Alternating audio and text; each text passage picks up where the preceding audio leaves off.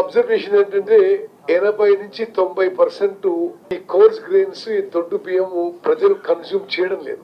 ఇవి డైవర్ట్ అయ్యి డైరెక్ట్ గా డీలర్ల నుంచి కొన్ని చోట్ల అదేవిధంగా లబ్ధిదారులు కూడా బ్లాక్ లో అమ్మేసుకోవడం. ఉదాహరణకి మీకు ఫిగర్స్ ఇవ్వాలంటే 40 రూపాయలు ఖర్చు పెట్టి కేంద్ర ప్రభుత్వం గాని రాష్ట్ర ప్రభుత్వం గాని ఉచితంగా ఇచ్చే ఈ కోర్స్ గ్రెయిన్స్, ఈ దొడ్డు బియ్యము, the beneficiaries are not consuming them. A majority, and overwhelming majority. ఇది అంటే కన్స్యూమ్ చేయకపోవడం, అమూల్యమైన ప్రజాధనం దుర్వినియోగం కావడం, అదే విధంగా ఒక ఇల్లీగల్ వ్యాపారానికి మరి ఇట్ బికేమ్ ద ఫౌండేషన్. ఈ యొక్క సిస్టమ్ నుంచి మార్చడానికి నిజంగా సరే మనం తెలంగాణ రాష్ట్రంలో పేదలకి, నిరుపేదలకి, లోవర్ మిడిల్ క్లాస్ కి నిజమైన ఫుడ్ సెక్యూరిటీ, ఆహార భద్రత కల్పించాలనే ఒక గొప్ప ఆలోచనతో ముఖ్యమంత్రి గారు, ఉప ముఖ్యమంత్రి గారు, అదే విధంగా కేబినెట్ మంత్రులను చర్చించి ఈ మొత్తం సిస్టమ్ మార్చేసి 30 తారీఖున హుజూర్ నగర్ నియోజకవర్గం నుంచి సన్న బియ్యం పంపిణీ కార్యక్రమం మొదలు పెడుతున్నాము. ఇది సుమారు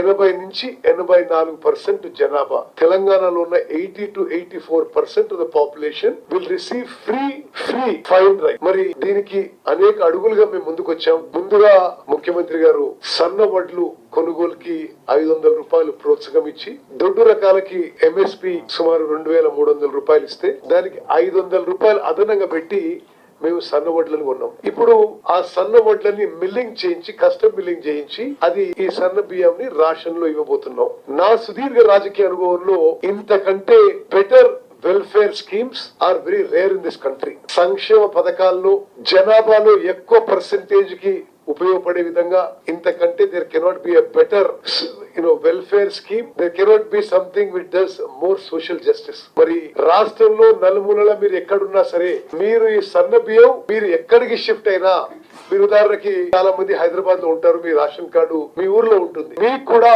మీరు ఎక్కడ ఉంటే అక్కడ ఈ రేషన్ బియ్యం డ్రా చేసే